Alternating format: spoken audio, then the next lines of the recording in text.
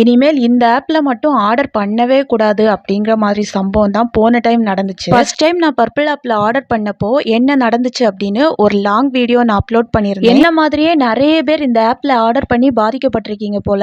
ஏன்னா அந்த வீடியோக்கு வந்திருந்த கமெண்ட்ல நிறைய பேர் கஸ்டமர் கேர் நம்பர் கேட்டிருந்தீங்க.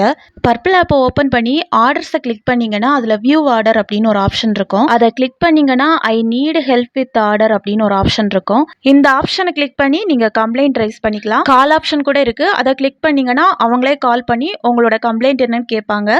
எனக்கு ஃபர்ஸ்ட் டைம் இப்படி ஒரு சம்பவம் நடந்து 2 இயர்ஸ் கழிச்சு மறுபடியும் இந்த ஆப்ல ஆர்டர் பண்றேன்னா அதுக்கு காரணம் இந்த ஒரு க்ரீம் தான். இந்த டர்ம்டாக்கோட கோஜிக் ஆசிட் நைட் க்ரீம். இது வேற எந்த ஒரு ஆன்லைன் சைட்லயுமே இதோட ஒரிஜினல் ப்ராடக்ட் இல்ல.